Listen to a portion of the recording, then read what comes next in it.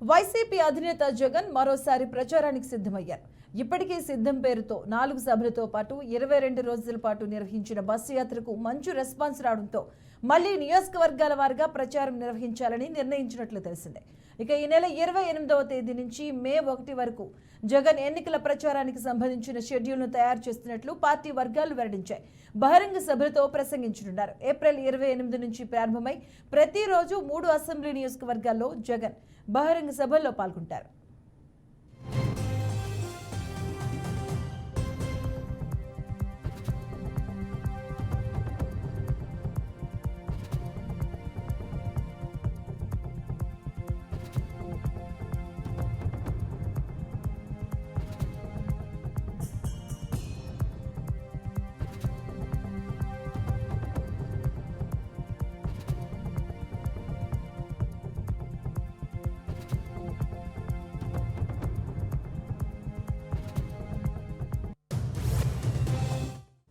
ఈ నెల 28న ఉదయం 10 గంటలకు తాడిపత్రి, 12 గంటల 30 నిమిషాలకు వెంకటగిరి, 3 గంటలకు కందుకూరు నియోజకవర్గాల్లో పర్యటిస్తారు. ఇక 29వ తేదీన ఉదయం 10 గంటలకు చోడవరం నియోజకవర్గం, మధ్యాహ్నం పి గన్నవరం, సాయంత్రం 3 గంటలకు పొన్నూరు నియోజకవర్గంలో జరిగే బహిరంగ సభలో పాల్గొంటారు. 30వ తేదీన ఉదయం 10 గంటలకు కొండపి, మధ్యాహ్నం అలాగే మైదుకూరు, సాయంత్రం పీలేరు నియోజకవర్గంలో పర్యటిస్తారు. మే 1వ తేదీన ఉదయం బొబ్బలి, మధ్యాహ్నం పాయకరావుపేట అలాగే సాయంత్రం ఏలూరు నియోజకవర్గంలో జరిగే బహిరంగ సభలో ప్రసంగిస్తారు.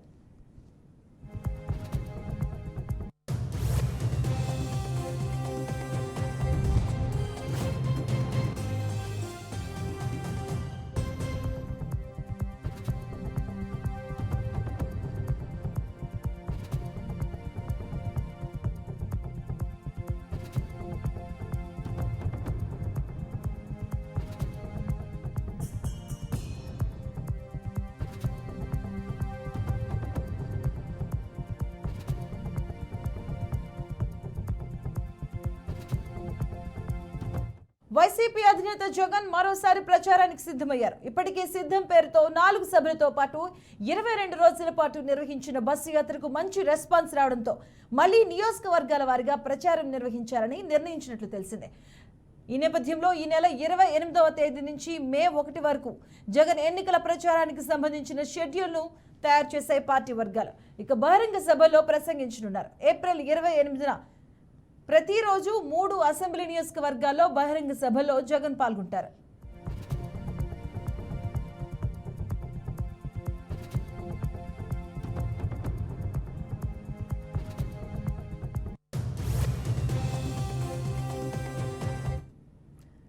ఇక 3వ విడత ఎన్నికల ప్రచారానికి సిద్ధమైంది వైసీపీ. ఈ నేపథ్యంలో 28వ తేదీ నుంచి మే 1 వరకు కూడా సీఎం జగన్ ఎన్నికల ప్రచారానికి అయితే ఏర్పాట్లు చేశారు. దీనికి సంబంధించిన పూర్తి అప్డేట్స్ మా కరెస్పాండెంట్ శ్రీనివాస్ అందిస్తారు. శ్రీనివాస్.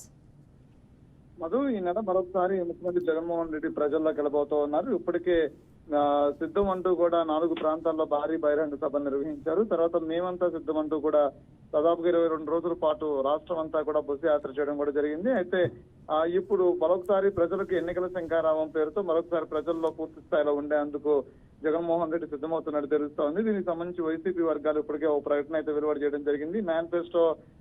మేనిఫెస్టో విడుదల తర్వాత అదేవిధంగా కొన్ని ఇంటర్నల్ కూడా ఈ నెల 28 నుంచి కూడా పూర్తి స్థాయిలో జగన్మోహన్ రెడ్డి షెడ్యూల్ ఉంటుందంటే కూడా షెడ్యూల్ ప్రకటించడం కూడా జరిగింది. ప్రతిరోజు 3 అసెంబ్లీ నియోజకవర్గాల్లో బహిరంగ సభలు ఉండేటట్టు కూడా ప్రణాళిక మొత్తం కూడా సిద్ధం చేసినట్టు తెలుస్తుంది. అయితే 28వ తారీఖు నుంచి ఉదయం 10 గంటలకి తాడిపత్రి, మధ్యాహ్నం వెంకటగిరి, తర్వాత 3 గంటల తర్వాత మధ్యాహ్నం 3 గంటలకు కందుకూరు, ఇలా అంటే ఒక్కొక్క చోట ఒక్కొక్క భారీ బహిరంగ సభని నిర్వహిస్తూ కూడా ప్రతిరోజు 3 బహిరంగ సభలకి ఏర్పాటు చేశారు. 28, 29, 30 అంటే మే 1వ తారీఖు వరకు కూడా పూర్తి స్థాయిలో రాష్ట్రం అంతా కూడా అంటే మళ్ళా ఒకసారి రాయలసీమ నుంచి మొదలుకుంటే ఉత్తరాంధ్ర వరకు కూడా పూర్తి స్థాయిలో ఈ సభ నిర్వహిస్తారని తెలుస్తుంది. అయితే ఇప్పటికే నియోజకవర్గాల్లో కొంచెం పట్టుకోల్పోతున్నటువంటి నియోజకవర్గాలు ఏవైతున్నాయో ఆ నియోజకవర్గాల్లో పట్టు సాధించేందుకు ప్రభుత్వం ప్రవేశపెట్టినటువంటి గతంలో ముఖ్యమంత్రి జగన్మోహన్ రెడ్డి గారు తాను ప్రవేశపెట్టినటువంటి ఏదైతే సంక్షేమ పథకాలు ఉన్నాయో ఇప్పటికే పెద్ద ఎత్తున రాష్ట్రం అంతా కూడా వైసీపీలో గెలిచినటువంటి ఎమ్మెల్యేలతో పాటు అదేవిధంగా ఇన్ఛార్జీలు, అదేవిధంగా అన్ని పార్టీ కార్యకర్తలతో కూడా పెద్ద ఎత్తున ప్రచారం చేయించడం జరిగింది. సంక్షేమ పథకాలు ఏ గడప గడపకు అంటూ కూడా గడప గడపకి మన ప్రభుత్వం అంటూ కూడా ఏర్పాటు చేసినటువంటి కార్యక్రమం ద్వారా ప్రతి ఇంటికి వెళ్లి ప్రభుత్వం ద్వారా ఎంతవరకు లబ్ధి పొందారు అనే అంశాలను కూడా ఇప్పటికే ప్రజలకు చెప్పడం జరిగింది. మరోసారి మేమంతా సిద్ధం సభలతో కూడా భారీ బహిరంగ సభలు నిర్వహించి కూడా ప్రభుత్వం ప్రజలు పెట్టినటువంటి సంక్షేమ ఫలాలు ఏవైతే ఉన్నాయో ఎంత పెద్ద ఎత్తున వాటిని ప్రజలకు అందించామో చెప్పడం కూడా జరిగింది. మరోసారి బొద్దు యాత్రలో కూడా పలు కీలక అంశాలతో పాటు ప్రజలకి ఎందుకు జగన్మోహన్ రెడ్డి ప్రభుత్వం మరొకసారి కావాలంటూ కూడా ఆయన చెప్పడం కూడా జరిగింది. అయితే రానున్న రోజుల్లో కూడా ఏదైతే భారీ బహిరంగ సభలు ఎన్నికల శంకారామం పేరుతో వెళ్తున్నారో మరొకసారి ప్రజలకి తాము ప్రభుత్వం అధికారంలోకి వచ్చిన తర్వాత తాము చేపట్టినటువంటి సంక్షేమ కార్యక్రమాలే కాకుండా రానున్న రోజుల్లో మహిళలకు ఇవ్వబోతున్నటువంటి సాధికారత కావచ్చు, యువతకి ఎలా అండగా నిలబడుతుంది ప్రభుత్వం అనే అంశం కావచ్చు, అదేవిధంగా రైతులకు ఎలా అండగా నిలబడబడుతున్నాం అనే అంశాన్ని కావచ్చు. అయితే మేనిఫెస్టోలో కూడా ప్రధానంగా మనం చూసినట్లయితే యువతకి, రైతుకి, అదేవిధంగా మహిళలకి పెద్ద ఎత్తున అండగా నిలబడుతున్న మేనిఫెస్టోతో పాటు ప్రజలకి ఈ మేనిఫెస్టో అంశాలను కూడా ప్రజలకు పూర్తి స్థాయిలో తీసుకెళ్లేందుకు కూడా సిద్ధమవుతున్నట్టు కూడా తెలుస్తుంది. మధు.